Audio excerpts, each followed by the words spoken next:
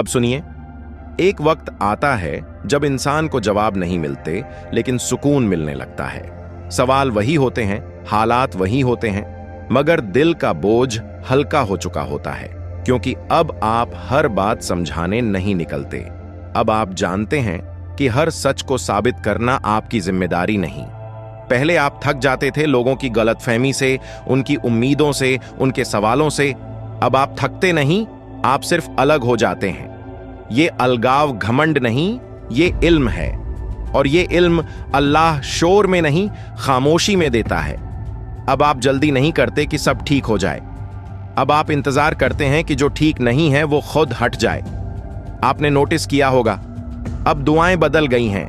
पहले आप मांगते थे कि हालात बदल जाएं, अब आप मांगते हैं कि दिल सही रास्ते पर रहे, क्योंकि आपने समझ लिया है कि हर खुला दरवाजा रहमत नहीं होता और हर बंद रास्ता सज्जा नहीं होता। अल्लाह कभी रास्ता नहीं बदलता, अल्लाह रास्ते पर चलने वाले को बदल देता है, और जब इंसान बदलता है तो मंजिलें अपने आप सलीके में आ जाती हैं। अगर यहां तक आप सुन रहे हैं तो ये पैगाम आपके लिए है।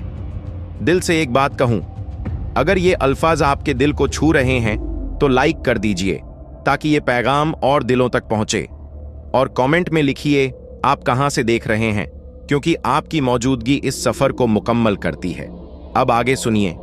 अब आप भीड़ में रहकर खुद को खोते नहीं, अब आप तन्हाई में भी अकेले नहीं होते, क्योंकि अब आपके और अल्लाह के दरमियान शिकायतें नहीं, सौदे नहीं, सिर्फ भरोसा है।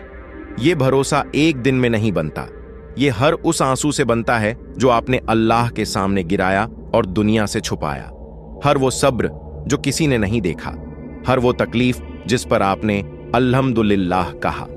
अगर आप चाहते हैं ऐसे ही खामोश मगर असरदार पैगाम आगे भी सुनते रहना, तो चैनल को सब्सक्राइब कर लीजिए, क्योंकि ये सफर अब भी खत्म नहीं हुआ, क्योंकि जिसने अल्लाह पर छोड़ दिया उसे अल्लाह कभी अधूरा नहीं छोड़ता।